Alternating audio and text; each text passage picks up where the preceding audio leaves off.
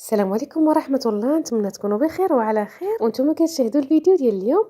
ان شاء الله غادي نشارك معكم واحد الحلوى دوازاتاي اللي كتجي لذيذه خطيره بالمذاق. حضروها هكا لشرب الشاي اولا الطبيله ديال العيد ديالكم. بتحميرة الوجه الصراحه كتجي رائعه وكتستحق انكم تشربوها، وبواحد المذاقات اللي غادي نضيفهم اللي كيعطيوها واحد اللذه ومذاق اللي لا يقاوم. الصراحة سجلوا الوصفة عندكم، غادي تحتاجوها أكيد، وأنا متأكدة إلا جربتوها غادي تولي إدمان وغادي تبقاو دائما تجربوها.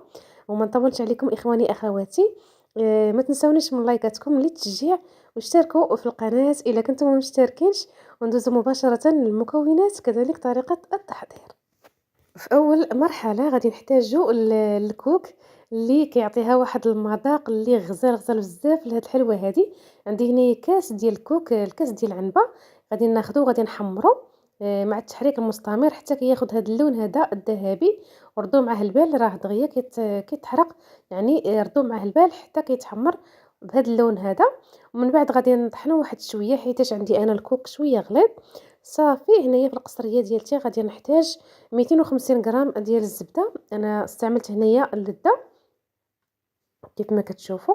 انا دائما كتعجبني هكا الزبده ديال اللذه في الحلويات. عندي هنايا كاس مع نص ديال السنيده، وانتم السنيده على حسب الذوق.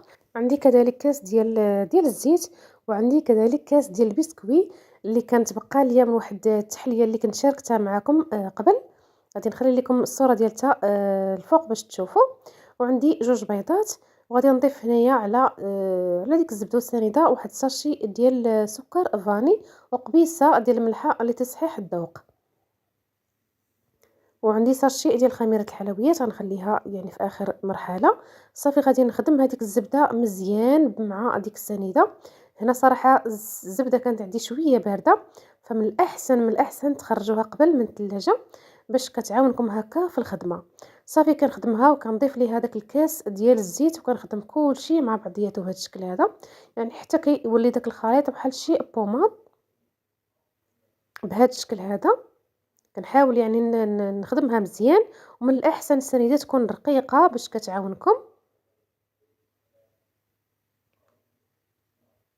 صافي من بعد غادي نضيف جوج ديال البيضات.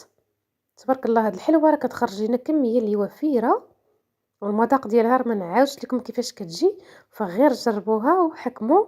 الصراحه كيجي مذاقها زوين بالاضافه ديال ديك البسكوي اللي طحنت، وكذلك داك الكوك اللي محمر ومطحون كيعطيها واحد المذاق اللي رائع جدا.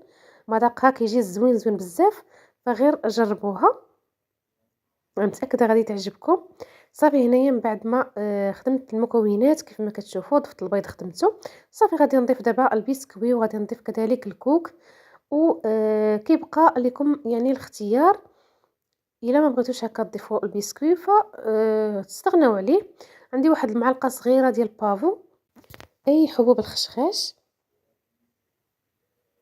صافي غادي نخدم المكونات مع بعضياتهم، والريحه ما نعاودش لكم في هذه المرحله هذه الريحه ديالها يا سلام يا سلام. صافي من بعد غادي نضيف يعني الدقيق بالتدريج اللي غادي يكون عندي بطبيعه الحال مغربل، يعني الدقيق يكون خاص بالحلويات، غادي نضيفه تدريجيا. وديك الساشي ديال خميره الحلويات، يعني كتضيفوا غير ساشيه وحده باش هذيك الرشمه اللي كنديروا في بداك المرشم يعني كتبقى هكا واضحه. الا درتو يعني جوج خمارات فما كتبقاش لكم واضحه ديك الرشمه كيف ما غتشوفوا. صافي غنخدمو تدريجيا هكا، غير ما غاديش نعجنوا الحلوه كما كتعرف هي ما كتعجنش، يعني غير برؤوس الاصابع كنخدموها، والعجينه كتكون رطبه. وما تنساونيش اخواني اخواتي، الا عجبتكم هاد الحلوه او هاد الفيديو ما تنساونيش من داك اللايك. جزاكم الله كل خير. صافي غادي نجمع العجينه ديالتي بهذا الشكل هذا كما كتشوفوا، هذا هو القوام ديالها اللي تحصلت عليه، يعني كتكون العجينه ديالتي رطبه ماشي خفيفه وماشي قاصحه، يعني بهذا القوام هذا بهذا الشكل هذا. صافي غادي نغطيها بواحد البلاستيك، وغادي نبدا نشكل فيها. هذا هو المرشم اللي غادي نخدم معاكم، اولا الطابع كنظن راه موجود في كل بيت. هاد الطابع هذا ولاو متوفرين دابا بكثره، هاد الطوابع هادو يعني عنده جوج وجوه، يعني وجه ديال الشهده والوجه الاخر ديال ديك الورده بحال هذا الشكل ديال دوزام هكا. الصراحه كيجي هذا المنظر ديال هذه الحلوى زوين بزاف، راقي ومميز. صافي وهنا الا بغيتوا هاد الحلوى تجيكم يعني كيف ما جاتني انا بهذا الشكل هذا، راه تبارك الله كتجي هكا عاطيه العين، وكتجي هكا كبيبره شويه ماشي صغيره. انا وزنتهم صراحه، درت فيهم 28 غرام للحبه. يعني الا بغيتوا هاد الشكل هذا وكان عندكم الميزان فديروا 28 غرام في الحبه، كتجيكم هكا زوينه وعاطيه العين.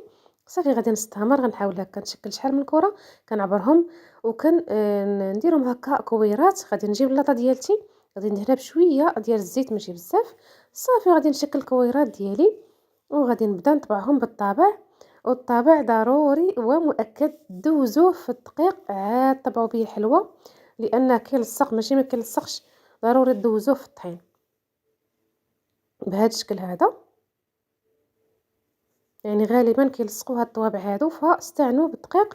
وحيله اخرى الا بغيتوه ما يلصقش لكم، فالطاوه تكون هكا ما تفرشوش ليها الورق ديال الطبخ، يعني ديروا ليها غير شويه الزيت هكا دهنوها وحطوا الحلوه ديالتكم. الا درتوا الورق ديال الطبخ يعني كتهزوها مع داك الورق ما كيعاونكمش الصراحه، فهكا كتثبت الحلوه في اللاطه يعني كفكره وصافي باش تنجح معكم الحلوى 100%. صافي غنستمر بهذه الطريقه هذه، وفي هذه الاثناء الفران راه شاعل وناقص العافيه. صافي كنحاول هكا نضغط بالاصبع ديالي في الوسط، اولا كتستعنوا بشي عود خشبي باش في الاخير كنزينوها. وتقدروا تقدروا ديروا كاوكاو هكا في الوسط. الا ما بغيتوش هاد التزيين هذا ديروا كاوكاو في الوسط اولا لوزه. صافي كنستمر. الطاوه راني دخلتها الفران، الطاوه تبارك الله راها كبيره، وهذه الطاوه متوسطه. انا عندي الفران يعني كبير، فران ديال الغاز. صافي كنستمر بنفس الطريقه حتى كنسالي الكميه ديالتي كامله. هنا استعنت بهذا العود هذا الخشبي. صافي وكندخلهم الفران يطيبوا على عافيه تكون مهيله، وكنراقبوا الحلوه ديالتنا غير كتاخذ داك اللون الذهبي. صافي كنخرجوها من الفران يعني بهذا الشكل هذا، ما كنخليوهاش يعني تحمر بزاف.